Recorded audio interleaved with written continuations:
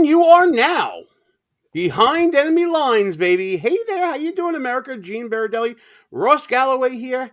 Ross, what's going on, bud? Gene, I know you got one eye on the show, one eye on the Mets game. I get it. LFGM, baby. We're down right now, but we're not out. There's a lot of baseball left to play. And speaking of you, really, because you do this to me all the time, taking the place of Ross Galloway, giving me the Galloway entrance, Rowdy Rick Robinson.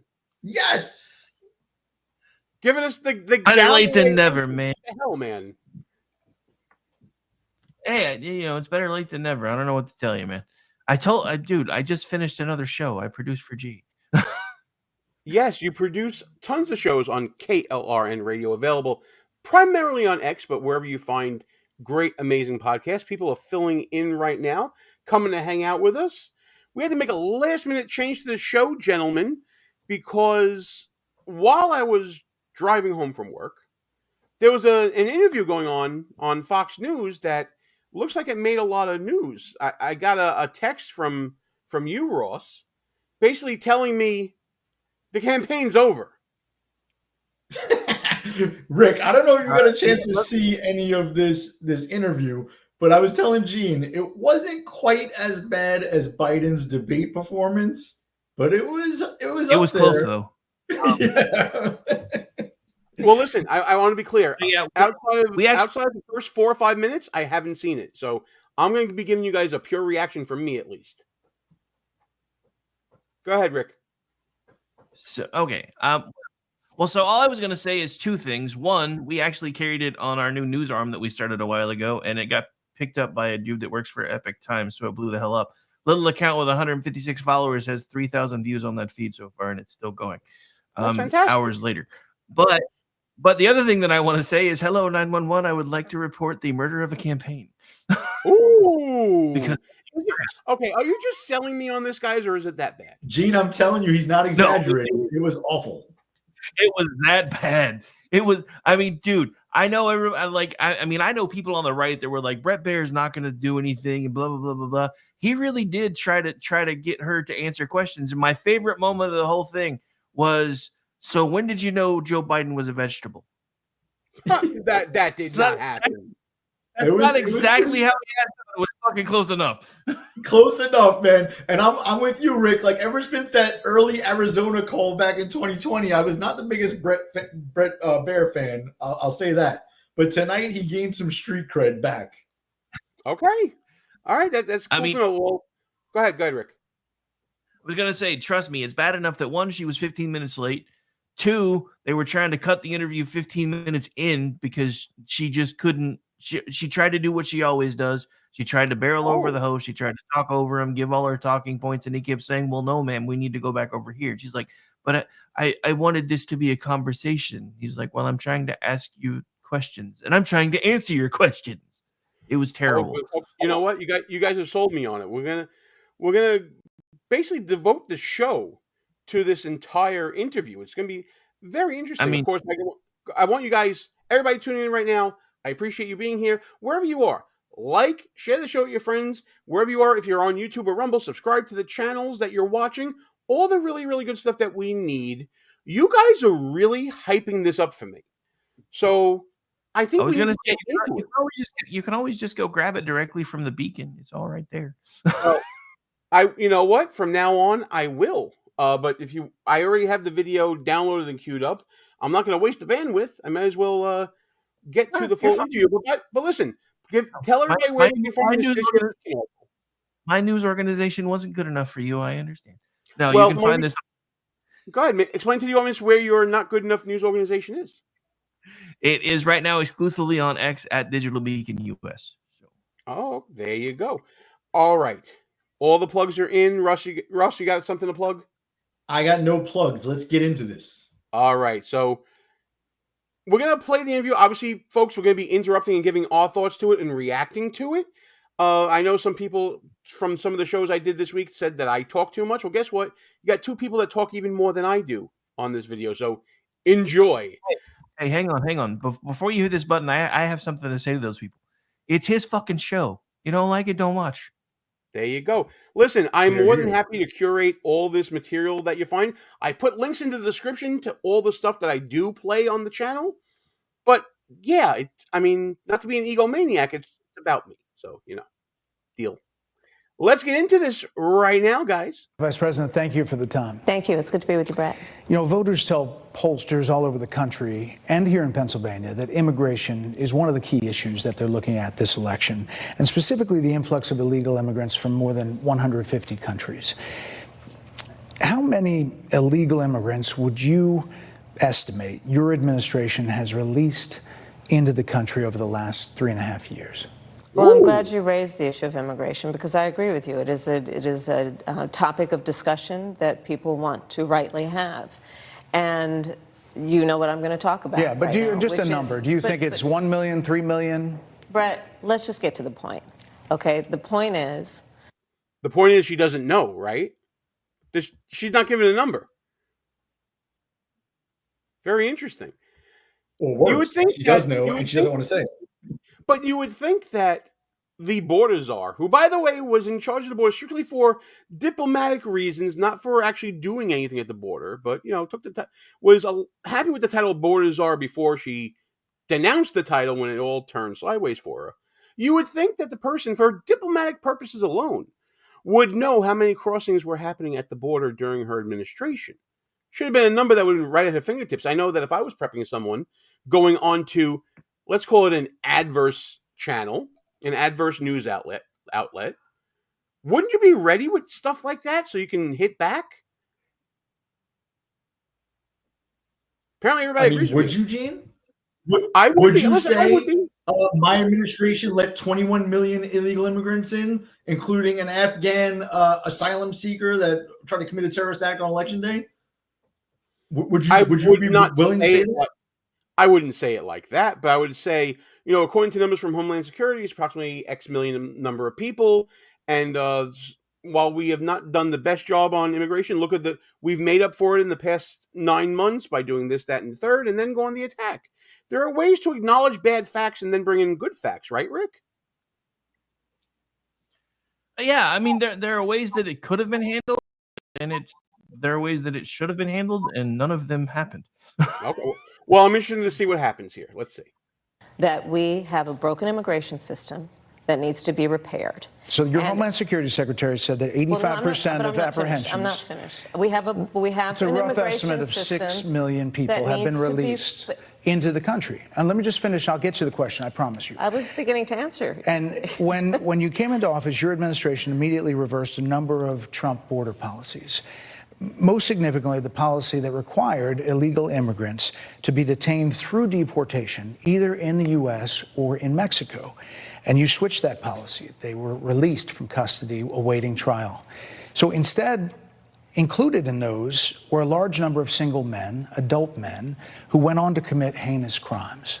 So, looking back, do you regret the decision to terminate Remain in Mexico at the beginning of your administration? Okay, so now I see what you're saying about Bret Baier, guys. He's not putting up with the filibuster. That's what Charlemagne the God called it during his interview the day before this one. He's not putting up with the non-answer answers, the word salads coming from Kamala Harris. And she's clearly trying to avoid the actual crux of a question, the specific nature that he's asking, and is looking to say whatever she wants to say, the rehearsed narrative that her campaign has come up with her. Ross, are you seeing the same thing that I'm seeing, or am I off the base here, or what do you think? No, listen, you're 100% right. And we've talked about this before. It's because Kamala Harris, a couple of things going on here. One, she has no real core values, period. She says her values haven't changed.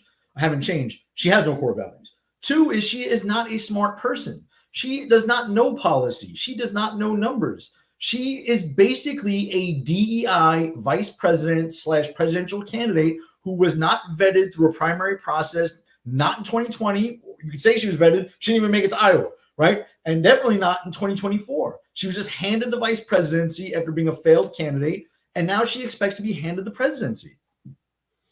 Yeah, Rick, the word that I've been hearing about Kamala Harris lately, the word has been inauthentic. Is that the best short description of Kamala Harris? AstroTurf would be a better one, but yes, it's good. I don't know, Gene. I think she is authentic. yeah. She's authentically stupid. I mean, honestly. Well, I just wonder if she's smart enough to know what she doesn't know, and that's why she sticks so closely to the script. And I'm just going to reference the interview with Charlemagne the God again. She actually said, I do this repetition intentionally. She doesn't deviate, and she has the discipline to not deviate. And she thinks this is a good thing.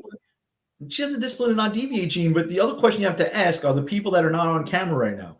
The script that you say she follows, who wrote that script?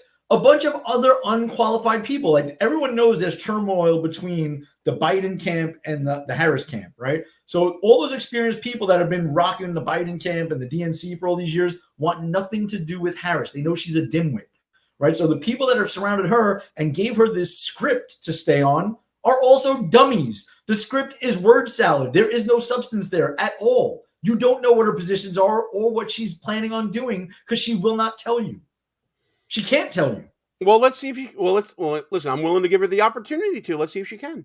At the beginning of our administration, within practically hours of taking the oath, the first bill that we offered Congress, before we worked on infrastructure, before the Inflation Reduction Act, before the Chips and Science Act, before the bipartisan Safer Communities Act, the first bill, practically within hours of taking the oath, was a bill to fix our immigration system. Yes, ma'am. It was called the U.S. Citizenship Act of 2021. Exactly. It was essentially a pathway to citizenship for the. Yes, ma'am. May I finish responding, please? But you have to let me finish. You please. had the White House and the House and the Senate, I'm and they in the didn't bring up middle that of bill. responding What? to the point you're raising, Wow. and I'd like to finish. Yes, ma'am. Who added the caffeine to Brett's coffee? But let me just touch on that for a second, Gene, because Rick mentioned this earlier, but I want to fill in the dots here. The Harris camp only agreed to a maximum length of time of 30 minutes. She showed up late and then talked about cutting it down to 20 to 25 minutes for the total interview, right? What's her MO in the debates and in every interview she's done, even on Friendly Turf? She filibusters for 3 or 4 minutes on each question. So if you only give somebody 20 minutes, they get 4 questions. And Bret Baier is not having it, and nor should he have that. Well, Rick, this is sort of the Harris campaign's MO. I want to give you credit for where credit's due because Ross just stole your point.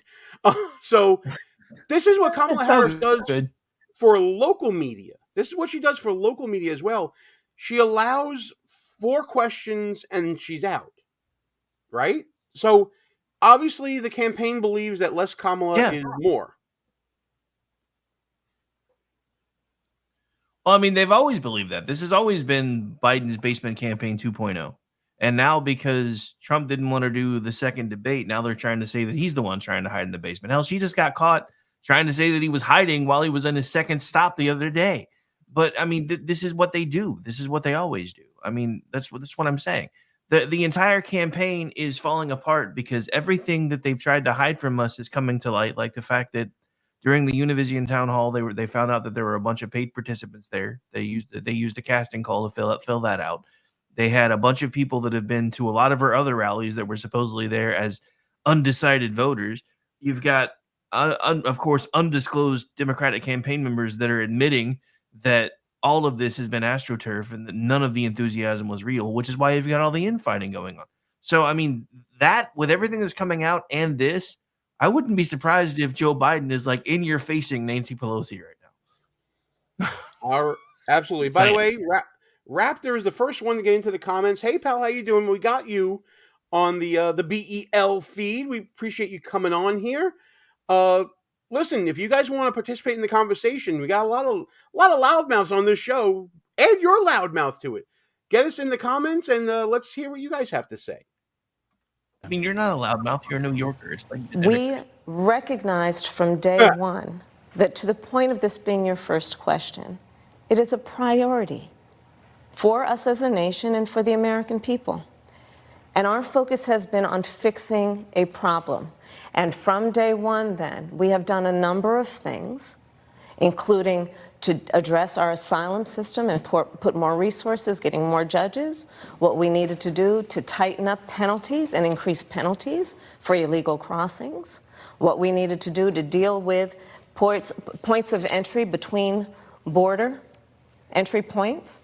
That's the work we did, and we worked on supporting what was a bipartisan effort, including some of the most conservative members of the United States Congress, to actually strengthen the border.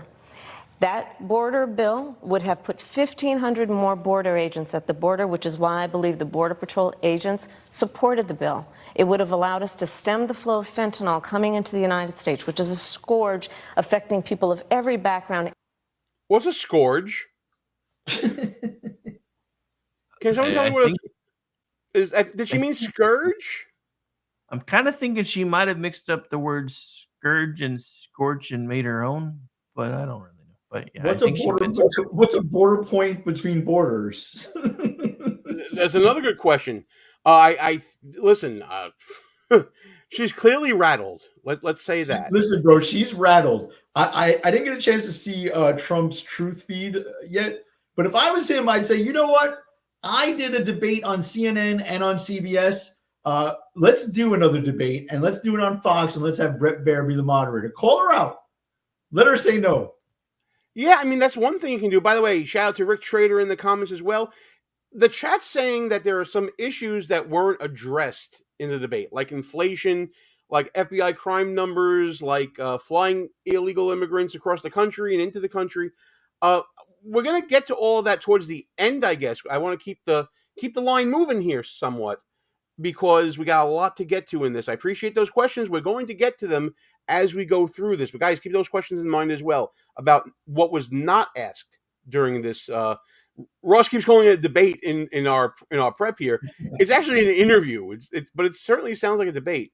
I'm still waiting for a substantive answer from Kamala Harris here. There was a very lengthy word salad that came out about immigration. Let me help you with how long you'll be waiting for that substantive answer. Hey, sound effects. I like it.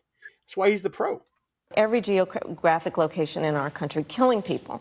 It would have allowed us to put more resources into prosecuting transnational criminal organizations, which I have done as the Attorney General, former Attorney General of a border state. Madam Vice President, a couple of things. Prosecuted trafficking of drugs, guns, and human beings. And Donald Trump, but let me just finish. Six Democrats voted against that bill. Learned about that bill and told them to kill it because he preferred to run on a problem instead of fixing a problem. And in this election, this is rightly a discussion that the American people want to have. And what they want are solutions, and they want a president of the United States who's not playing political games with the issue, I hear you, but actually is focused on fixing it. Six Democrats voted against that bill. It would have allowed 1.8 million illegal immigrants into the country a year. A lot of conservatives had a problem with it. These are the six Democrats. But more importantly, back to the original premise, Jocelyn Nungari, Rachel Morin, Laken Riley, they are young women who were brutally assaulted and killed by some of the men who were released at the beginning of the administration, well before a negotiated bipartisan bill. Former President Clinton actually referred to Laken Riley Sunday, campaigning for you in Georgia, saying if those men had been properly vetted, Laken Riley probably would not have been killed. So if it wouldn't have happened, this is well before any negotiation. This is well before Donald Trump got involved in the politics. This is a specific policy decision by your administration to release these men into the country. So what I'm saying to you, do you owe Bret, those families an apology? Let me just say, first of all, those are tragic cases. There's no question about that. There is no question about that.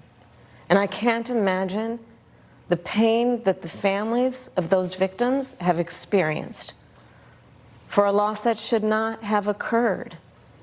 So that is true. Hold on a second. Is that an assumption of, is that like a confession of judgment there? Is that a feeling, is that a capitulation from Kamala Harris, guys?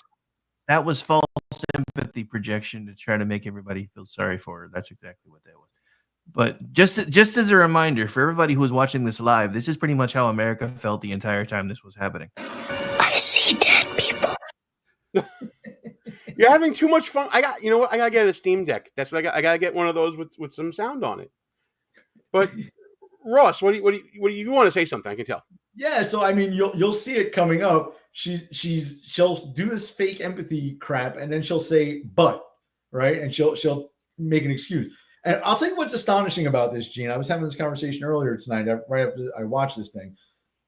It used to be so easy for Democrats, right? Like Bill Clinton and those guys, even Hillary Clinton, they were for a secure border, or at least they gave lip service to it. You will not hear Kamala Harris say that tonight or ever, right? The modern Democratic Party cannot say anything about securing your border. They'll say fix the immigration process, meaning legalize all the motherfuckers that came across the border. They don't care about stopping the flow. They just want to legalize and get them registered to vote Democrat. That's all they're looking for. Right, and that was the act that Bret Baier was referencing that 6 Democrats themselves did not vote for. So I'm getting the flavor. I'm getting the flavor of what's going on here. Let's continue on. Also true that if a border security had actually been passed 9 months ago, it would be 9 months that we would have had more border agents at the border, more support for the folks who are working around the clock trying to hold it all together. Madam Vice President. To ensure that no future harm would occur. And this election in 20 days will determine whether we have a president of the United States who actually cares more about fixing a problem, even if it is not to their political advantage in an election, because there was a solution, Brett. Madam Vice President, it was a policy decision in the early part of your administration. I will let one of the mothers talk about it. Take a listen. Because of the Biden-Harris administration He brought receipts? Oh, no. open border policies catch and release, they were enrolled in the Alternatives to Detention program. This meant that they were released into the United States. It was not even a full 3 weeks later that they would take my daughter, Jocelyn Nungare's life. I believe the Biden-Harris administration open border policies are responsible for the death of my daughter. That's the early days. So do you owe them an apology is what I'm saying. I will tell you that I am so sorry for her loss. I'm so sorry for her loss. Sincerely. Anytime someone has to say the word sincerely, means that she not knows she's not coming off as sincere and is probably not sincere. I'm telling you, dude, this entire thing was a train wreck from jump. Wow. You know, I mean, Ross, I see. Ross, something you said, I had a thought about it just now. One of my mentors as an attorney, you know him, the famous Mr. Craig Eaton. I remember him once saying that everything before the word "but" is kind of meaningless. That's kind of what happened here. She's sorry. Yeah. She has empathy. Sincerely, she does. But then you get to the crux of it, right, pal? Yeah, and insincerely, right? Because the other thing, and you kind of hit on this when one of the guys in the chat threw out there, like there were a lot of things Brett couldn't cover in this, right? But it was a very short amount of time, and we can't even get answers to like the questions that are being asked. Because like another follow-up that I thought should have been asked, but he just didn't have the time to do it was, yeah, you can say like Congress didn't pass X, Y, or Z bill, but you want to be the president. So like what will be different if we elect you now, right? You can't just blame Congress. There are executive orders that you guys kind of overruled or overturned on your first day in office that created this chaos, right? So what is going to be different? Congress isn't magically going to pass one of these bills going into the next cycle, especially if Republicans take back the Senate, which is likely to happen, it looks like. Absolutely. By the way, we have over 20 people now on YouTube, about 45 overall across platforms. Hit the like button, guys. Like and share the show with your friends. Let's get more people in here. Subscribe to the channel. We're going to keep going through this video reacting to what really hasn't been a good start for Kamala Harris, I got to say. But let's talk about what... Did you say something, Rick? Yeah, I was going to say add 143 to your numbers. Woo! That's from KLRN? You're right. Oh, Yes, sir. baby. Oh, baby. KLRN Radio. Special shout out to everybody there. Rick, if there's anybody in the KLRN chat on X right now that you want to pop in with some thoughts, let a brother know. I'll be happy to listen to them. Shout out to the crew at KLRN. You guys are awesome. So we got a lot of people watching this right now. It's pretty cool. is happening right now with an individual who does not want to participate in solutions. Let's talk about that as well. But do you want to answer in all fairness, I told you, I feel awful for what she and her family have experienced. During that time, you said repeatedly. Wait, so no apology. Let's all make that a mental note. No apology. Bret asked twice, and she feels bad, but she doesn't feel bad enough to apologize. That the border was secure. When in your mind did it start becoming a crisis? I think we've had a broken immigration system transcending, by the way, Donald Trump's administration, even before. Let's all be honest about that. I have no pride in saying that this is a perfect immigration system. I've been clear. I think we all are. That was a very awkward pause, and that can be clipped and clipped all over the place. I have no pride. By the way, Ross, I think you told me this. When her voice goes up an octave, you know she's having problems, right? Oh, yeah. Watch the shoulders and the chicken wing with the arm. She starts doing that stuff too, right? Right. But she said, let's be honest for a moment. Gene, for the first 3 years of this administration, the press secretary and Kamala Harris and Joe Biden and the Secretary of Homeland Security all said there is no crisis at the border. They specifically said no crisis. They kept saying it over and over and over again. Now she's saying, well, let's just be honest. It's been broken forever. Really? There was no crisis. Well, Rick, didn't what's his name, Mayorkas, the Secretary of the Department of Homeland Security, didn't he say that the border was under control before Congress? Oh, yes. I believe they called him in on several occasions, and each time his answer was basically the same. There's no crisis. Our border is completely secure, blah, blah, blah, yada, yada, yada, ad infinitum. Otherwise known as bullshit. Oh, wait. Sorry. No, you're allowed. We are not on any FCC regulated areas. We on the interwebs, baby. This is like the Wild Wild West right now. You can say anything you want, and I'm good with it. Except for Gallo, he's only allowed like 10 swears an episode, because once he gets going, then you get on double secret probation again. That it needs to be fixed. We need more. I was just down at the border talking with border agents, and they will tell you, and I'm sure you probably, I know you investigate and you are a serious journalist. They will tell you we need more judges. We need to process those cases faster. We need the support for those cases that should be prosecuted. The same border agents, Ross, that threatened to quit their jobs if Harris gets elected? Yeah, the same ones that they said were whipping and strapping Haitian migrants that were coming across the border. Notice she did not talk about any kind of enforcement action, right? She's talking about processing them more quickly to release them into the interior of the United States. She wants Walmart door greeters. That's what she wants. Oh, those poor old people will not have a job then anymore. That sucks. Oh, boy. Or as Eric Adams likes to say, he can always hire them to be lifeguards. That wasn't racist at all, was it? Back to the video. They need more resources, and Congress ultimately is the only place that's going to get fixed, Brett. Well, that's how this system works. That's the premise of this question. There were 90-plus executive orders that were rescinded in the first days. Many of those were Trump border policies. I'm not going to stay here because there's other things to talk about, but you frequently talk to the Border Patrol Union for support of that bipartisan bill, and they did. They supported it. But they also just endorsed Donald Trump and said, you've been, quote, a failure with border security. Why do you think they said that? I think they're frustrated, and I get it. They want support. They want support, and that's what that border security bill would have done. Can somebody get her a tissue? It seems like she might need a tissue.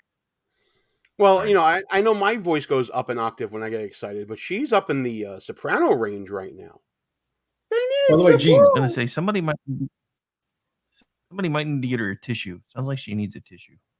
Yeah, and all kidding aside, boys, has she said anything of substance yet? She's trying to be your president. What is she going to do? What is her plan? Nothing. Yeah, okay. Well, to be fair, we're only 8 minutes and 45 seconds in. Did you expect substance in the first 10 minutes? Come on. And this is why Bret Baier has to keep jumping in, because it's impossible. She won't give you an answer.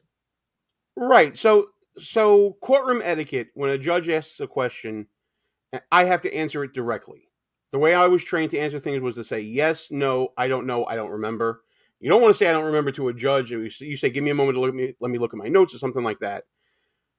Kamala Harris is taking the long way around to answer questions. Gene, you're being very unfair, Gene. You're a lawyer. Well, isn't she a lawyer? Kind of why I brought it up, don't you know? I mean, technically she was supposed to be a lawyer, but from what I heard, she never really did much while she was a lawyer. Well, it's not that she was supposed to be a lawyer. She was the top lawyer for a very large state. If she would have answered questions like this from an appellate panel or from a judge during motion practice or anything like that, then what the hell? You know? It's ridiculous. I just don't understand why she thinks that she can get away with this. I can understand in June. I can understand in July. But now we're in October. Does she not realize that at some point she's going to have to give a substantive answer and a direct answer to a question, Ross? But Gene, why would she? Why would she think she would have to? Right? She supposedly grew up in a middle-class family. I'm going to put that aside for a second because she grew up in Canada. Her formative years were in Canada, but we'll put that to the side. She came up in San Francisco politics, a one-party state. She was sleeping with Willie Brown, which is where she got her start in politics. She didn't even register to vote until she was 29. She has no substance, no ability. She is a DEI hire from the beginning. She was never asked tough questions. She never had to prove herself. She never had to earn anything she's gotten, from district attorney to attorney general of the state to a United States senator. She was just in line in a Democratic machine where she ran against no serious opponents ever. Right. So she got picked for vice president after dropping out of the 2020 race before Iowa. Right. Picked out of thin air. She's been MIA for 3.5 years, never asked a hard question. And now she is at the top of their ticket without going through a primary. So no, she did not expecting to answer tough questions ever. She is shocked right now. Shocked that people actually ask questions and want answers. Rick, you concur? But no, I 1,000% concur, because like I said, she just expected this to be another one of those softball things where she was going to get to come in, deflect her 4 questions, filibuster for 4 minutes at a time, and leave, and everybody was going to be like, "Oh, you did say it." I mean, all that's missing at this point is Joe Biden waiting for her as she walks off stage. You did so good.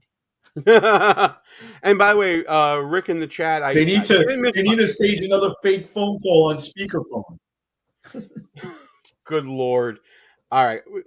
Obviously, we got to get through this, but we are at halftime on the show right now. So I want to thank everybody for tuning into the show. I really appreciate you tuning in wherever you are, whether it be on the YouTubes, on the Rumbles, on the X, and wherever you are, please, please, please like the show. Give us a thumbs up wherever you are. It helps get the show out to more people. We got getting close to 30 people on YouTube. That might be a new record for us on YouTube. If you're on there, we got about 8 or 9 likes there right now. Smash the thumbs up button. It doesn't cost you anything to do it. If you go into the chat right now, we're reading just about all the chats out there, except for one is people saying that they're peeing. And I appreciate you guys being here with us on this journey as we continue to react to this interview on Fox News with Kamala Harris. And again, for those of you who may not have tuned in the beginning, I haven't seen this. So this is my pure hot take reaction to all this. These men and women, they're working hard.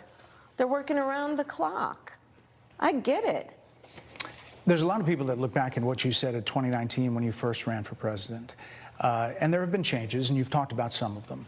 When it comes to immigration, you supported allowing immigrants in the country illegally to apply for driver's license, to qualify for free tuition at universities, to be enrolled in free health care. Do you still support those things? Listen, that was 5 years ago, and I'm very clear that I will follow the law. I have made that statement over and over again, and as Vice President of the United States, that's exactly what I've done, not to mention before. If that's the case, you chose a running mate, Tim Walz, governor of Minnesota, who signed those very things into state law. So do you support that? We are very clear, and I am very clear, as is Tim Walz, that we must support and enforce federal law, and that is exactly what we will do. So decriminalizing border crossings, like you said in 2019. I do not believe in decriminalizing border crossings, and I've not done that as vice president. I will not do that as president. So these are evolutions that you've had. But let's be very clear. I'm the only person who's running for president who has prosecuted transnational criminal organizations, from the Sinaloa cartel to the Guadalajara cartel to people who have trafficked in guns, drugs, and human beings. I have spent a significant part of my career going after people who present a threat to the safety of the American people and cross our border with the intent of doing us harm and cross our border illegally. And I will do that work as vice president. I take that work quite seriously. So, guys, I would say that was some pretty direct answers to some direct questions. Wouldn't you say? They were answers, but were they good answers is the question. Well, I mean, she basically said, I ain't about that life no more. And Ross, do you believe that? No, Gene, what interview are you watching? She said, I will follow the law. You know, we're not electing her to be a pedestrian on 2nd Avenue. We're electing her to be president. She was a United States senator. Those are the people who make the laws.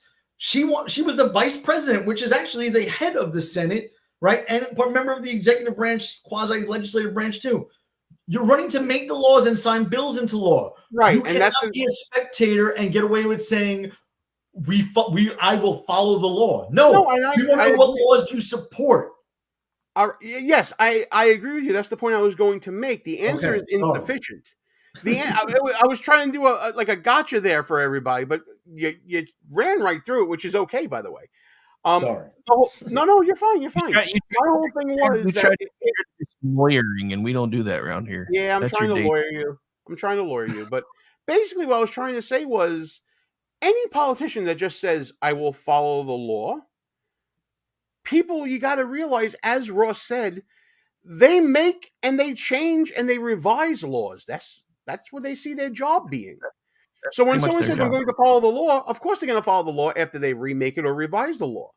And Bret Baier was trying to get to that by saying, well, your vice president wrote these into law. Is that something you're going to do? And she gave the same stock non-answer and gave us a little word salad on the side. But guys, one thing I do want to bring up, we've now been at this in the time of the interview, about 10 and a half minutes. It's been all immigration. I'm hoping we move on to different topics, right? I mean, there's a couple more topics, Gene. I don't want to spoil it for you. You haven't seen it yet. All right. I'm going back to it. This is a time when voters, especially here in Pennsylvania, are inundated with commercials and ads. They just want it to stop because it's every commercial. But many of them add noise, but a few of them seem to break through. This particular one from the Trump campaign has gotten a lot of attention. Kamala supports taxpayer-funded sex changes for prisoners. Surgery. Oh, God. Throughout every baseball game, I hear this ad all the time. Transgender inmate in the prison system would have access. So are you still in support of using taxpayer dollars to help prison inmates or detained illegal aliens to transition to another gender? I will follow the law, and it's a law that Donald Trump actually followed.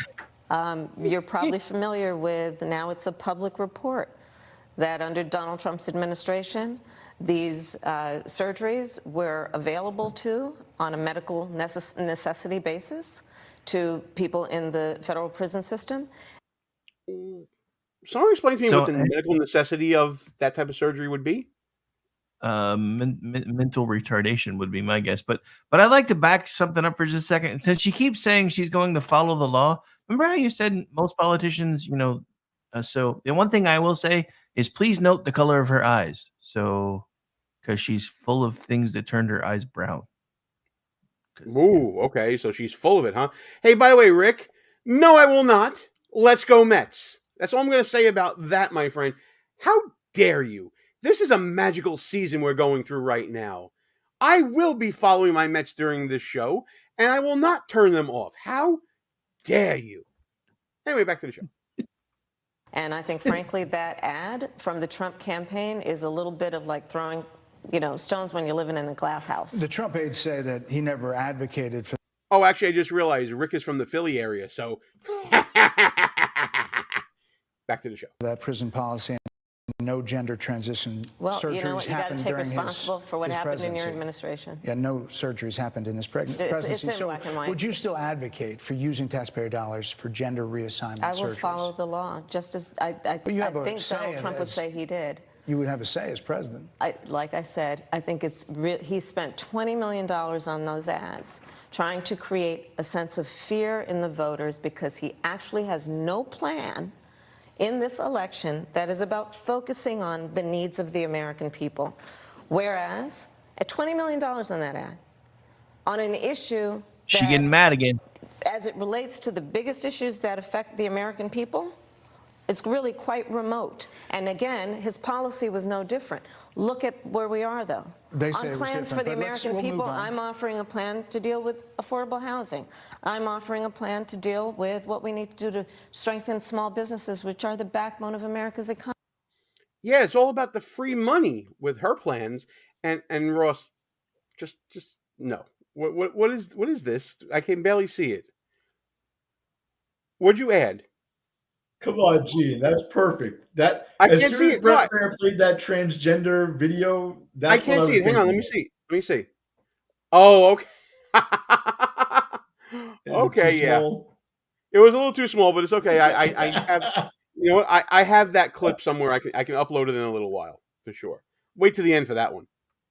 I am gonna say, offering I- a plan that I is still about haven't seen it, taking so I care don't- of young parents and giving them the support I'll show you in they a second. need. Hang on. My plans for the economy will strengthen the economy, as have been reviewed by 16 Nobel laureates, Goldman Sachs, Moody's, and recently the Wall Street Journal, which have all studied our plans and have indicated my plans for our economy would strengthen our economy, his would make them weaker, Why do you would think more ignite people say- inflation and invite a recession by the middle of next year. Those are the facts. Why do you think more people say they trust him on the economy than they trust you? I think that Oh, okay. So that's a moment for the meme, Ross. It's just processing right now. So yeah, all these great experts and people that you know what? I'm just gonna rewind that moment and we'll play that clip with it. Hang on. Let me go back a little bit. been reviewed by 16 Nobel laureates, Goldman Sachs, Moody's, and recently the Wall Street Journal, which have all studied our plans and have indicated my plans for our economy would strengthen our economy, his would make them weaker, Why do you would think more ignite people say- inflation and invite a recession by the middle of next year. Those are the facts. Why do you think more people say they trust him on the economy than they trust you? I think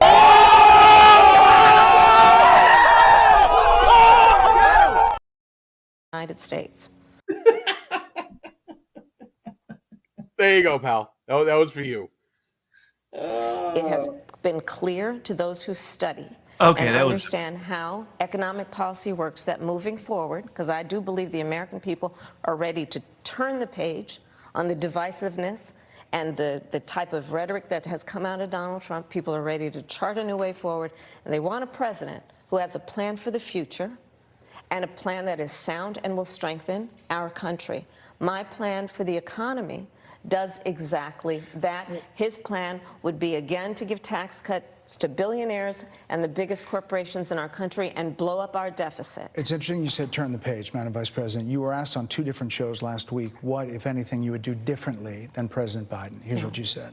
Would you have done Not a something goddamn differently thing. than President Biden during the past 4 years? There is not a thing that comes to mind in terms of, and I've been a part of most of the decisions that have had impact. Under a Harris administration, what would the major changes be, and what would stay the same? Sure. Well, I mean, I'm obviously not Joe Biden. I noticed. And so that would be one change in terms of, but also I think it's important to say with, 28 days to go, I'm not Donald Trump. So you're not Joe Biden, you're not Donald Trump, but nothing comes to mind that you would do differently? Let me be very clear. My presidency will not be a continuation of Joe Biden's presidency. That's a change. That's That- a definite How change. far into this are we, Gene? We are now about 15 minutes into the total interview. I will say that is the closest thing to something substantive that she has said so far. Really no substance there, but at least it's something new. Yeah, that is something new. This is damage control, right, Rick? I mean, that's all it is. I mean, she's been spinning for what did you say we're into, like 12, 13 15 minutes now? 15 minutes. So yeah, I mean, we're halfway through what the allotted time was supposed to be. They didn't even wind up getting the full 30, and she has still been doing nothing but spinning. I mean, look at the face. Look, just look at the expression. She looks like a deer in the headlights right now. Because Rick, I was going to say, she said that my administration will not be a continuation of the Biden administration. Okay, tell us more. How so? What do you disagree with? Well, so here's my problem with that, though. How is it not going to be a continuation of the Biden presidency when she's already said she wouldn't do anything differently, even if she could, for the last 4 years? Yeah, and even if we take her at face value, this is a chance. This is the largest audience she will ever have. Even though it's a Fox News audience, it's going to make news no matter what she says here. This was her chance. She could have picked one or two of the more fucking crazy things their administration did and say, we won't do that anymore. Absolutely. By the way, we got like 27 or so in the YouTubes. If you're on YouTube, smash the like button, please. Subscribe to the channel. If you're on Rumble, smash the like button. Subscribe to the channel. If you're on the Twitters, if you're on X, where Rick is bringing us good luck and increased viewership, give us a thumbs up. Give Rick a thumbs up on KLRN Radio. If you're not a follower there already, follow on KLRN Radio. Thanks for all the support, you guys. You're doing great tonight. Let me do something for you real quick. All right, so if you're watching and listening on KLRN Radio, make sure you're following along with us at KLRN Radio. You'll notice 2 QR codes on the screen. One is to automatically subscribe to Gene's YouTube. The other one is to buy his book. Scan away. All right. So, well, speaking of the book, Schooks, Crooks, Lies, and Scoundrels, a field guide to identifying political buffoons, available right now on Amazon, at Barnes & Noble, and other online bookstores. I will grift the shit out of this show.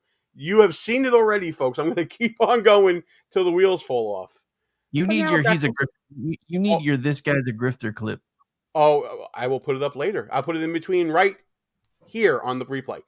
Here we go, guys. And like every new president that comes into office, I will bring my life experiences, my professional experiences, and fresh and new ideas. I represent a new generation of leadership. I, for example, am someone who has not spent the majority of my career in Washington, D.C.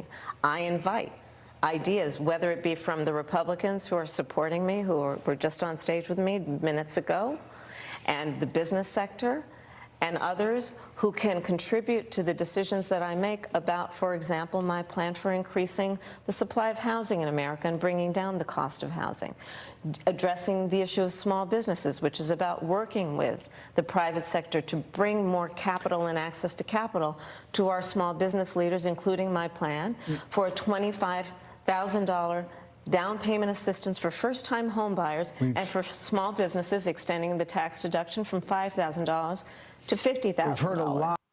Free money! Everybody get your free money. Alonzo Suates, thanks for joining us here on the YouTubes. Nah, there are 20 days left. She can do it herself. Just keep dodging questions, Harris. Loving all that. So she says, I have not spent the majority of my career in Washington, D.C. Okay, you were a senator and a vice president. So you've been there for, close to a decade. Donald Trump was there for 4 years. So what was the point of that? Like, I don't understand what she's trying to say. J.D. Vance is in his second year of a Senate seat, right? Like, he hasn't spent his life in D.C. either. So, like, she's just uninformed. Like, you know what I mean? She has no substance. There's no qualifier here with her. It's called distinctions without a difference, pal. She's trying to distinguish herself from Donald Trump, but doesn't realize that it's more than just Donald Trump that she's running against. She's running against a very populist movement that has people joining it that weren't a part of it before. People like Elon Musk, people like J.D. Vance, people like Vivek Ramaswamy that are out there beating the drum, really, for that message about we need to change.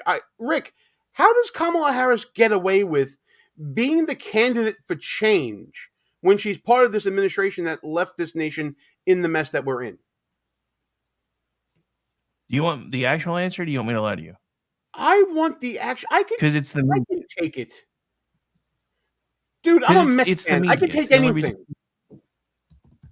It's the media. It's the only reason she's been able to get away with any of this. They have tried this grand rebranding. Let's not forget that 4 months ago, there were headlines everywhere that Joe Biden had to get rid of her to save the ticket. And then Joe Biden shit the bed on the debate stage. Clooney came out and said, yeah, he's not the same guy that we know. And all of a sudden, Nancy Pelosi's pulling strings behind the scenes. And now she's realizing she screwed up so bad that now she's walking it back. Well, I never told him he had to quit. I just told him he needed to run a different campaign. This is what I'm saying. The entire Democratic Party is in more disarray than I have ever seen in my entire life. And I've been doing this for 16 years. Rick, how many Democrats do you think right now are secretly thinking, man, we should have kept Joe? Pretty much all of them at this point.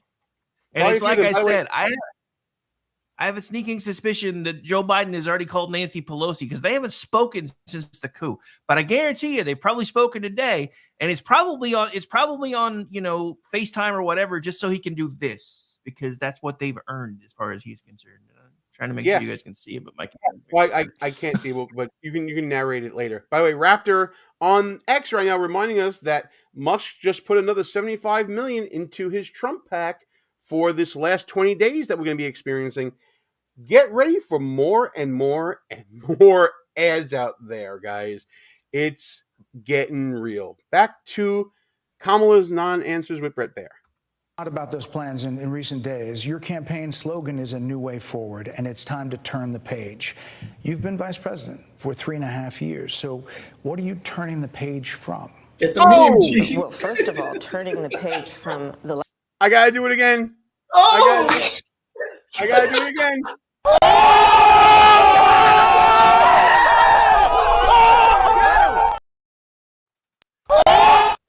I'll do it a third time. I had to stop it. But yeah. Oh, Bret Baier was savage with that. I'm just going to say this again. I see dead people. Crazy. And Gene, just real quick before you go any further. So I just want to say, Bret Baier is a professional, right? He just watched other interviews and he knows her whole cadence. He knows what she's going to say. So he had clips ready and little one-liners ready. Like the guy was ready because she is on script, like you said. He knows what she's going to say to every one of these fucking questions. And he's trying he's trying his best to get her off script. And of course the script, the new way forward, as Rick is saying, is socialism and communism. Back to the interview here. You've been vice president for 3.5 years. So what are you turning the page from? Well, first of all, turning the page from the last decade in which we've been burdened with the kind of rhetoric coming from Donald Trump that has been designed and implemented to divide our country. Excuse me, I got to call bullshit. Donald Trump has not been involved in politics for a decade in total. Hold on, Gene, you're going to spoiler alert. It gets worse. It comes up. Okay. Sorry about that. I'm reacting. And have Americans literally point fingers at each other. Rhetoric and an approach to leadership that suggests that the strength of a leader is based on who you beat down instead of what we all know. The strength of leadership is based on who you lift up. The strength of an American president, which is one who understands that the vast majority of us have more in common than what separates us. Madam Vice President, more than 70% of people that is about turning the page on rhetoric that people are frankly exhausted of, Bret. More than 70% of people tell the country is on the wrong track. They say the country is on the wrong track. If it's on the wrong track... By the way, for those wonks out there that want to talk about what this poll is, this is from Marquette Law School. So take it for what it's worth. But given it's coming from Marquette, to say that it's on that 8 out of 10 is saying it's on the wrong track is saying quite a bit. That track follows 3.5 years of you being vice president and President Biden being president. That is what they're saying, 79% of them. Why are they saying that? If you're turning the page, you've been in office for 3.5 years. And Donald Trump has been running for office. But you've been the person holding the office. Come on. Madam you Vice and I President. both know what I'm talking about. You and I both know what I'm talking about. I actually don't. What are you talking about? What I'm Oh, no! Oh, no! Oh, bro, it's so bad. Oh, like to remind you that you thought we were both exaggerating. Yes, I I did. want to point that out right now. You You thought we were both. It's like, bitch, I don't know what the fuck you're talking about. Oh my God. Oh my goodness. That is the worst. That is the biggest own of 2024. Oh my, I'm going to have so much fun making a short of this. Oh my God. How are you going to how are you going to pick what you're going to make a short out of? You've got enough shorts for like the entire week off this one video. Oh, it's going to be a great weekend here on Buffoon of the Week on YouTube.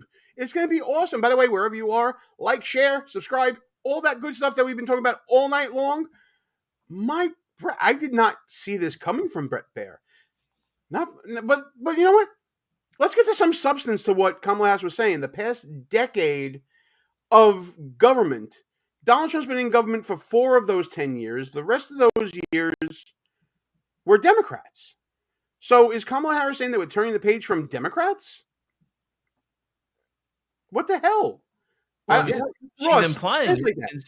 since the Democrats are the ones currently in power, she's kind of implying it. Let's not forget the Democrats have been in charge for 12 of the last 16 years. So I think it is time to turn the page. Yes. So even when she says like everything's been a mess for the last 10 years, you all right, slice off 4 of those years for Trump. The rest of them are Obama, Biden, Harris. And by the way, one of those years with Trump was COVID as well. Let me see. Rick has a pretty substantive comment here. Many communist and radical publications and entities throughout the 19th and 20th century had the name forward on it or its foreign cognates. Wikipedia has an entire section called Forward, generic name of socialist publications. I didn't know that. Thank you for that nugget. So Kamala Harris Ross, is this a socialist, communist, far leftist trope to keep saying forward? It's a dog whistle, as it were. So Kamala's father was a Marxist, and if you don't believe this, look it up. It's true. Yeah, I don't know if she is actually smart enough to know what a socialist is, right? But it was ingrained in her. Hillary Clinton had the same forward arrow, by the way, in her campaign paraphernalia. Right, and before I get to you, Rick, I just want to get Jeff in on this. Your buddy Jeff saying, hurry up. It basically means hurry up, turn the page. I don't want you reading what we just did last year and the years before that. Go ahead and build on that, pal. Pretty close. All right. So the other thing I want to point out is that word salad that she's most famous for, the one that says, how exactly does she put it? Being unburdened by what was so we can embrace what will be, or something like that. The word salad that everybody talks about. Yes, moving forward, unburdened by what has been. Yes. Yeah, that is basically a word salad communist manifesto. Because that's the entire communist movement. You tear down what was so that you can create what you want. That's the first thing they do, is start trying to remove history. That's why I started freaking out when everybody was like, we're going to start tearing down all these monuments. You're going to whitewash our history just so we repeat it again. That's good. Yeah, Ross, that's cultural revolution stuff, right? Yeah, but like I said, I don't think she's cognizant of what Rick was just talking about. It's just in her brain, right? Like, the sky is blue. You don't remember how you learned that or where you learned it from, but you just know it is. In her brain, she's a socialist, communist, Marxist hack. She doesn't know, she hasn't read any of the books, I'm sure, but she was raised that way. And then she went up through the ranks in California, like we spoke about earlier, where it's in her blood now. Right. And Rick, I'm sorry, I cut you off. I know you wanted to say something else. I apologize, pal. No, you're fine. I said what I wanted to say. Okay. Well, remember that the next time I'm on one of your shows. Moving on. Wow. What I'm talking about is that over the last decade... I just randomly mute you for fun. Yeah, you randomly mute me. I gave you an opportunity to speak even more. On the other hand, you randomly mute me. Just saying.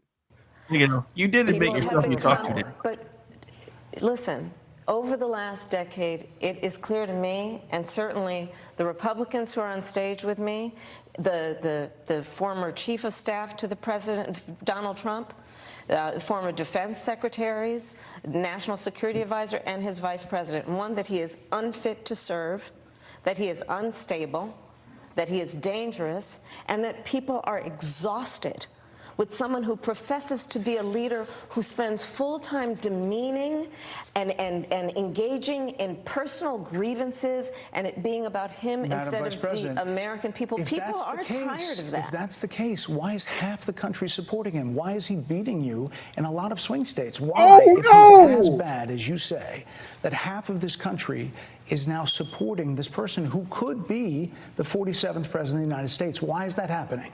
This is an election for president of the United States. It's not supposed to be easy. I know, but it's not supposed to be. It is not supposed to be a cakewalk for anyone. So are they misguided, the 50%? Listen, are they stupid? What is it? I would never say that about the American people. And in fact, if you listen to Donald Trump, if you watch any of his rallies, he's the one who tends to demean and belittle and diminish the American people. He's the one who talks about an enemy within, an enemy within, talking about the American people, suggesting he would turn the American military on the American people. We asked that question to the former president today. Harris Faulkner had a town hall, and this is how he responded. I heard about that. They were saying I was like threatening. I'm not threatening anybody. They're the ones doing the threatening. They do phony investigations. I've been investigated more than Alphonse Capone. He was the greatest gangster. No, it's true. No, but think of it. It's called weaponization of government. It's a terrible thing. So, Brett, I'm sorry, and with all due respect, that clip was not what he has been saying about the enemy within that he has repeated when he's speaking about the American people. That's not what you just showed. Well, he was asked about that specific... No, that's not what you just showed. In all fairness and respect to you, that was the question that we asked him. You didn't show that, and here's the bottom line. Okay, so hot take reaction. Bret Baier might have made a mistake by not including Harris Faulkner's question in that clip, allowing Kamala Harris to call into question the credibility of himself and Fox News. That's going to play well with her supporters, Ross.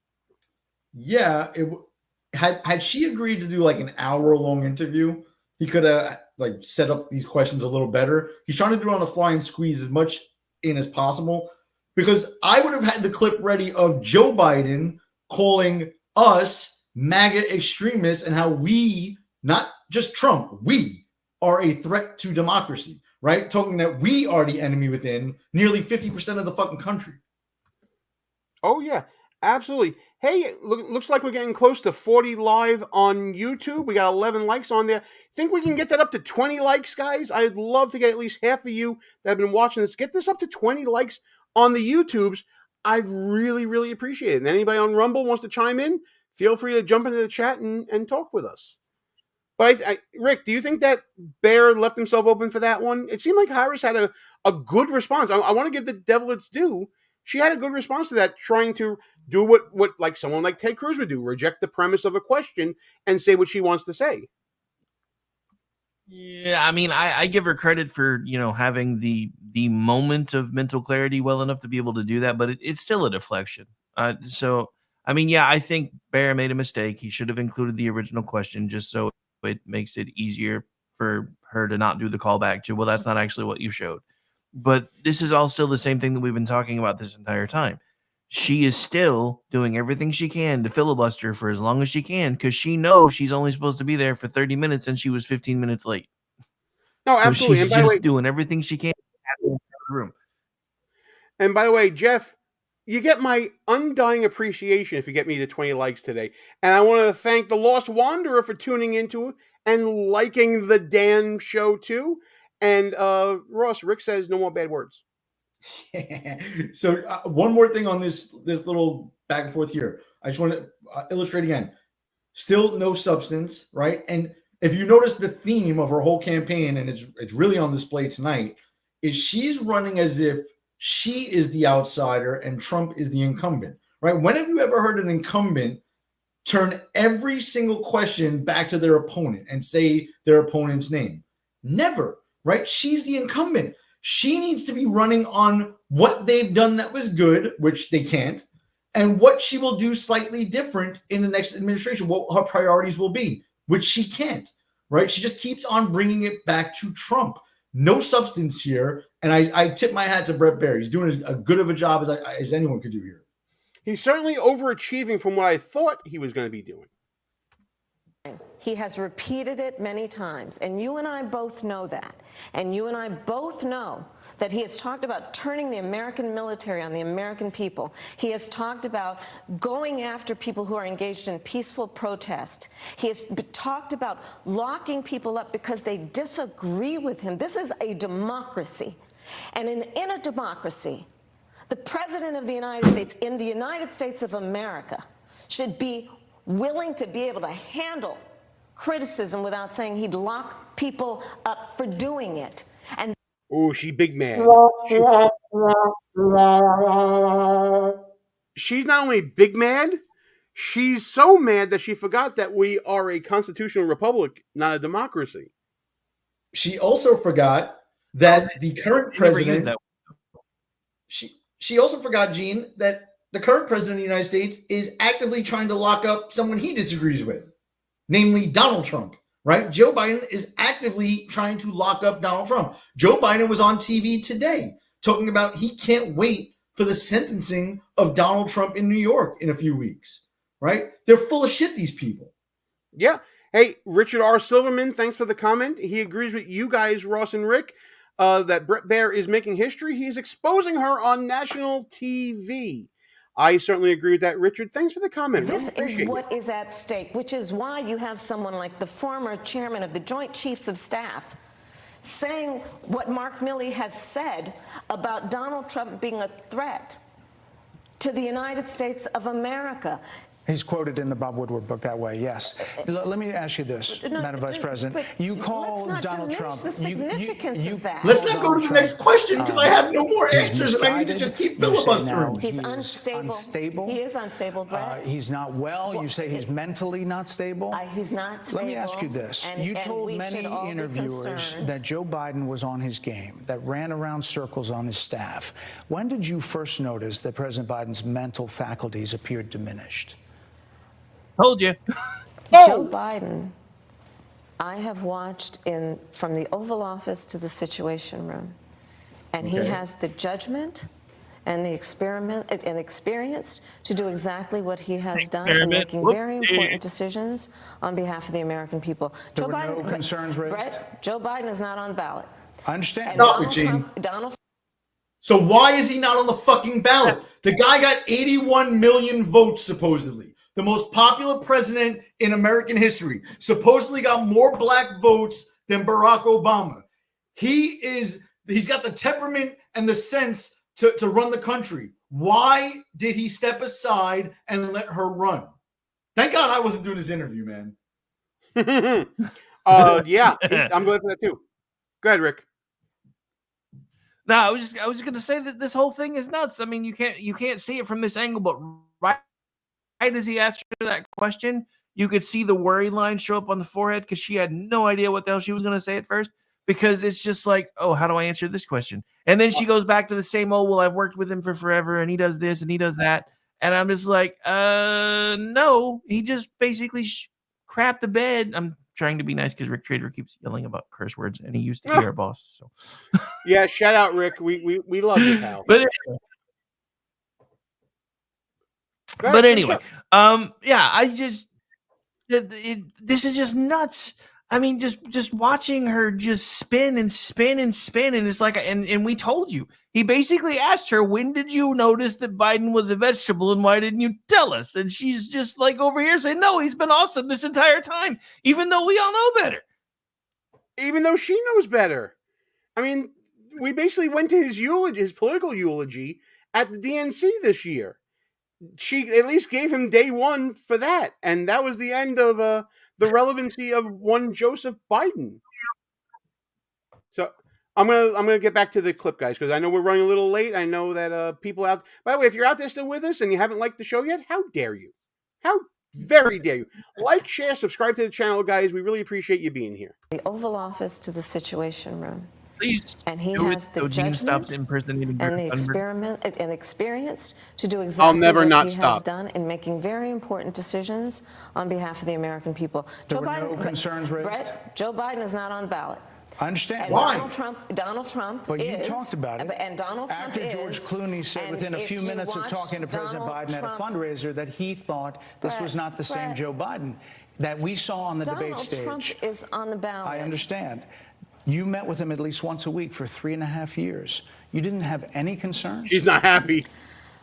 I think the American people have a concern about Donald Trump, which is why the people who know him best, including leaders of our national security community, have all spoken out, even people who worked for him in the Oval Office. Hold on a second. The repetition from 2020 just struck me. Leaders from our national security community say Trump bad. Those same national security leaders that said Hunter Biden laptop is propaganda? Is that right? And said that General Flynn was colluding with the Russians along with Donald Trump. Yeah, those same people, Jane.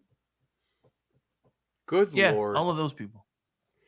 Well, since they're saying it, this is the thing we've been talking about all year on this channel and throughout all of the shows we've ever done, pal. This crisis of faith in our so-called leaders and experts, whether it be in media, in science, in politics, whatever the field may be, law enforcement, etc. These people keep trying to go back to the well of authority, saying that, well, we have experts that say A, B, C, and D. And more often than not, we've been seeing these experts be proven wrong or debunked or pushing misinformation and disinformation that the Democrats like to talk about. Is Kamala Harris doing herself any favors here, Ross, in sort of leaning upon unnamed, unknown authority? No, she's grasping at straws. She was touting Dick Cheney is in her camp. The weapons of mass destruction guy. I mean, come on. The government and experts, get the fuck out of here, bro. Language. Hang on. Rick says, Trump bad does not make Harris, the Obama-Harris combination, good at all. I certainly agree with that. It doesn't... Rick, how much... She's devoted so much time to going after Trump here, yet hasn't really done anything to distinguish her good qualities. I know you're going to say it's because she has none. Well, yeah, pretty much. But I also like to back up to something else Rick Trader said just a few minutes ago, because this is a point that I've been making ever since I watched this interview today. If Bret can make her lose it this badly, what the hell is she going to do when she's in closed-door sessions with Xi Jinping or Putin or Rocket Man? She can't even hold her own with an American reporter. This is nuts. This is nuts. We're talking about putting this woman in charge of the free world if enough people lose their minds well enough to vote for her. And it's insane because she can't even handle an interview. If she can't handle, that's the whole reason they supposedly got rid of Joe Biden, because at some point, even his campaign staffers were like, well, he's perfectly alert between 11 and 5. So great. That just means they got to nuke us at 7. And they're like, yeah, we got to figure something out. And that's that. But yeah, the whole thing is just nuts. If you can't handle this, how are you supposed to run the country? Yeah, this is nuts.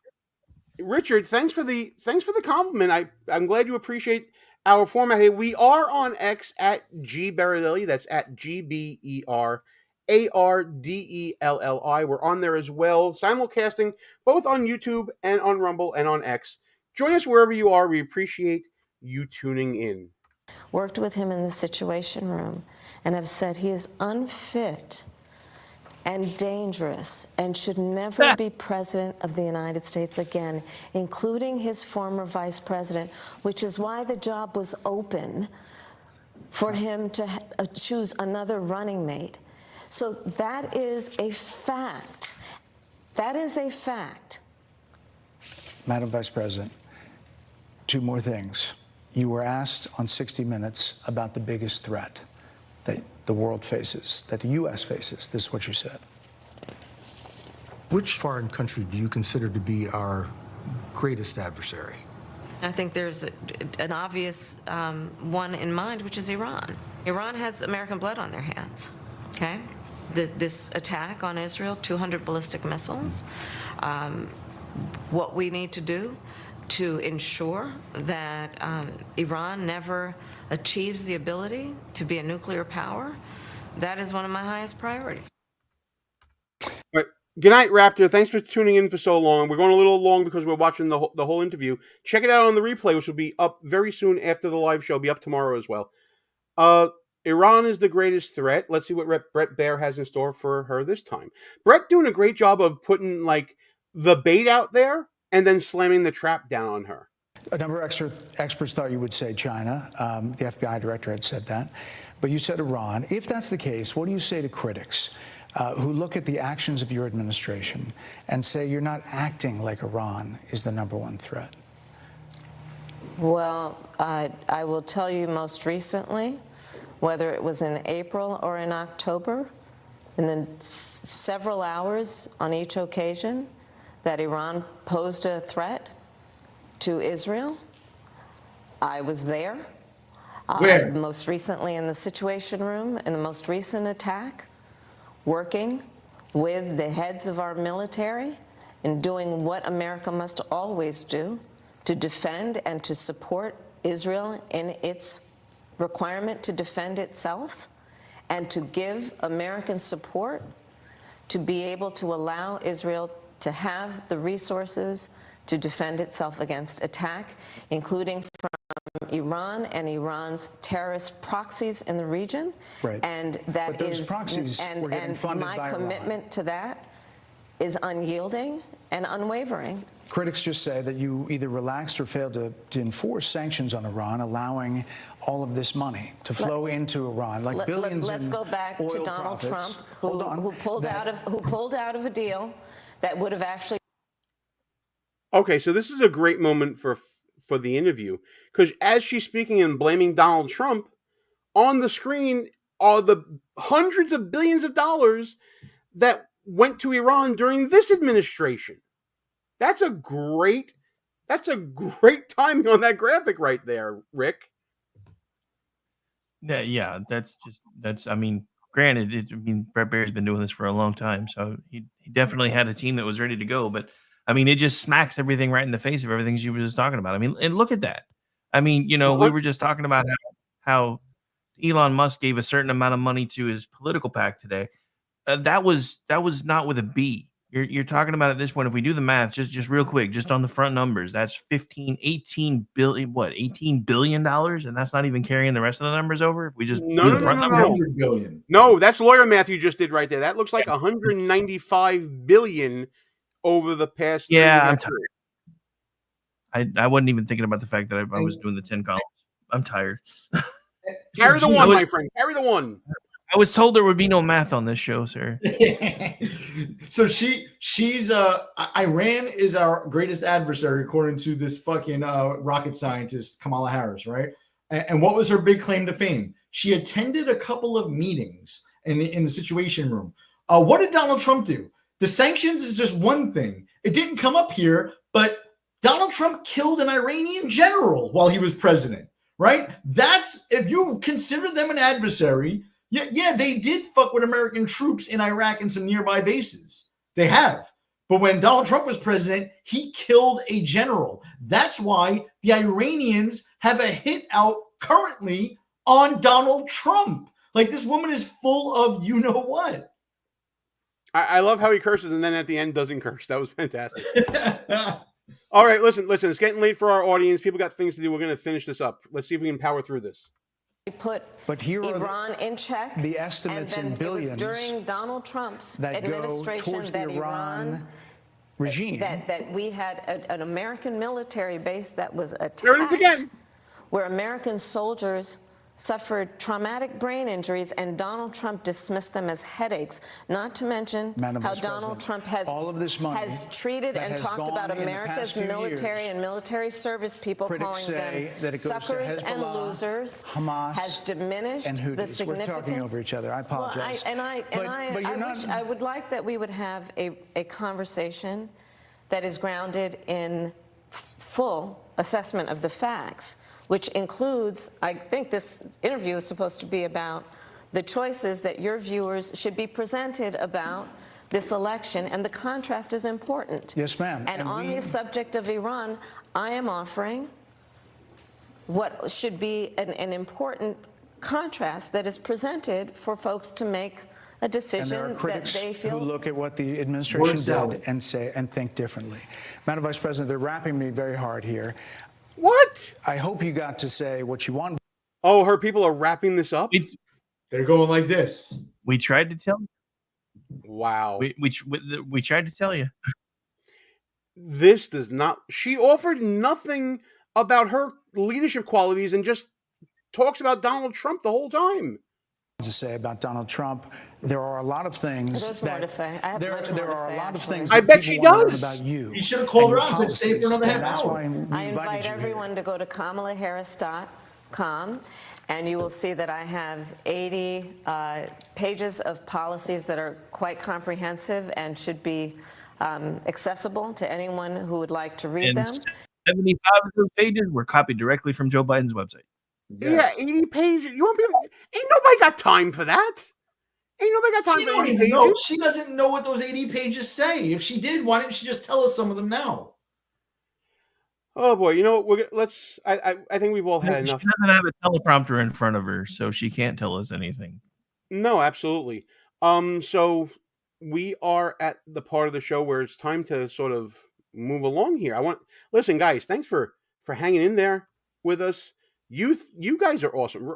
Ross, my partner in crime, Rick, KLRN Radio. Tell everybody all about KLRN while we're here. For those of you who don't know, we're being a simulcast on this tonight. We got a lot of people watching. We really appreciate everybody on KLRN Radio tuning in.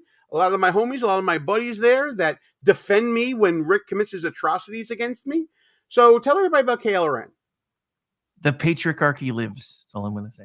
All right. Anyway, so as far as KLR Radio, tomorrow afternoon we'll be doing the Rick Robinson show, noon to 3. Then tomorrow night we have, I believe this is Culture Shift night. Should be at 8:30 p.m. Eastern. And then Jen and I will be live at 10 Eastern. Make sure you tune in for that because I lost a bet. We do a gentle person's bet every Red River rivalry game, and I lost, so I have to give out her team's battle cry tomorrow live on the air. So make sure you come watch me humiliate myself. And then Friday we have full lineup again, so I'll be back noon to 3. Then Friday night we have He Said She Said with myself and Aggie Rican. That is also at 8:30 and Eastern. And then Saturday night we have Front Porch Forensics, which is at 9 Eastern. I think I'm mixing up the times again. It's 8. It's 9 Eastern and then runs to 10:30 because we're doing an abbreviated schedule. And then Juxtaposition is at 10:30. And on that one, we are doing a deep dive all month on Juxtaposition, which is our usual conspiratainment show. We are doing a deep dive on vampires. Sunday night, I do America Off the Rails, 10:30 p.m. Eastern. When I'm not doing all of that, you can find me right now as contributing on misfitspolitics.com, twitchy.com, theloftusparty.com, and I also produce their website, which drops on Fridays or Tuesdays. And I just started. I haven't contributed anything yet, but I'm about to start contributing to SHR Media because we just signed an agreement with them. So we can start simulcasting and starting together. Rick is proof that there are 24 useful hours in every day. And most importantly, go to X at KLRN Radio at RowdyRick73. Check him out there. That's where I listen to all the great content on KLRN. Awesome stuff. Pal, if you got to go, you got to go. I know you got to step for the next show. Thank you so much for going on this ride with me and guiding me along with it. I really appreciate it. All right. Thanks, you guys. It was fun. Yeah, listen, if you want, we're doing final thoughts if you want to stick around. Otherwise, you can get up out of here. I can hang out. We don't have anything behind. So, all right, Ross, final thought time. This is your moment to shine, my friend. Yeah, I'll keep it brief for the next few days. My schedule, I'm not as busy as Rick. I'll be drinking beer and eating cheese. We got 20 days. We got 20 days left to Election Day, folks. You got to get out there and vote early so the RNC isn't wasting money trying to track you down to get out the vote. Go vote early. Get that vote banked. We're doing real well in a lot of these swing states. Pennsylvania, Arizona, the numbers were looking real good. Georgia, too, with the early vote. And then the last thing I'll say, and I said this a few times before, 20 days, Gene, win or lose, we're launching the Trump 2028 campaign. I don't give a damn. Oh, boy. You see what Rick Trey is telling you? Oh, yeah, I see it. Any response? No. Cheer, beer and cheese. That's the way to go. No, I was talking about the cursing, you bastard. Anyway, Rick, final thought, my friend. Final thought. Again, I just want to point this out right here. I see dead people. I'm pretty sure that should in a normal universe be the end of her campaign, but we don't currently live in a normal universe, and her side is already spinning it. According to them, she kicked Bret Baier's ass. You guys watched it with us. You tell us. You guys be the judge of that. My final thought. Gene, real quick, Gene, for your final thought, whatever you were going to say it. But I do want your honest take on this thing, since this was fresh for you. Please, I'm dying to hear it. I mean, listen, I thought it was a slaughter. I think it was the worst thing that the Democrats have done since the first debate in June with Biden. Absolutely. But yeah, it was so bad. There were moments there that actually shocked me. You saw the shock on my face and in my voice on air. When my voice goes up like that, it means that, my God, I was shocked. But my final thought has nothing to do with this video. It has to do with the recent news that Joe Biden spoke by telephone with President Vladimir Zelensky of Ukraine to let him know that he's getting another $425 million in aid that's going over to Ukraine. You guys hear that in North Carolina? You guys hear that in Florida? Do you guys hear that in the American South? Apparently, if you remember from last week, Karine Jean-Pierre told Fox News' Peter Doocy that Congress had to come back for a recession in order to clear money to go down south to refresh FEMA, to refresh the SBA disaster loan program. But we happened to find another $425 million to go to the Ukraine. I mean, in a snap. If that doesn't tell you that this administration, and by extension this candidate, doesn't care about you, is not willing to put America first, I don't know what else to tell you. Like Ross says, we got 20 days left. You better choose wisely, because I'm not going to say it's the last choice you're ever going to make. I'm not going to be like one of them. But it'll just be encouraging more of the same that you're seeing right now. So that's my final thought, guys. Ready to shut this thing down? This is a record-long show. We've gone close to 90 minutes. You people have hung with us the whole time, liking, sharing, getting our numbers up. I appreciate everyone that joined us tonight, whether you were in the chat or not, just watching on X, on Rumble, on YouTube. Thank you guys so much. You ready to shut this sucker down, Russ, or what? I'm not even going to curse, Gene. Shut it down, please, kind sir. Thank you very much for that.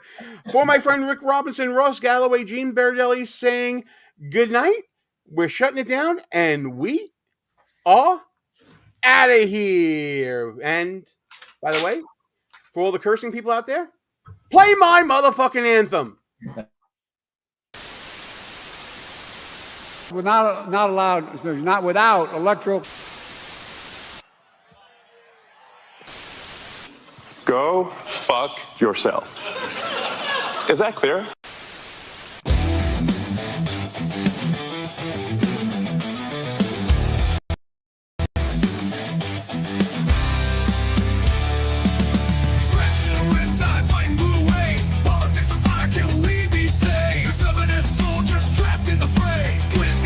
Don't let them have sway. Conservative battalions walking them out, marching through the streets while the buffoons all shout. Move in the shadows, flag on my chest, repping my clan, putting faith to the test. Cause some fake news behind enemy lines, fighting for the truth, feels like wartime. Don't back down, keep it rugged and raw, cool in the chaos, but loud in the war. But loud in the war.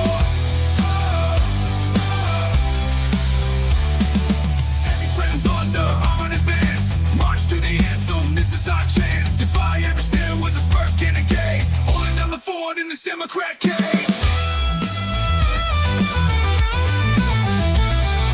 Losers in the dark, strategies unfold, allies unseen, but bonds remain bold. Commitment to the cause in the heart of the storms. In the name of freedom, we're breaking the norm. Cause us stay blues behind enemy lines, fighting for the truth, feels like wartime. Don't back down, keep it rugged and raw, cool in the chaos, but loud in this war.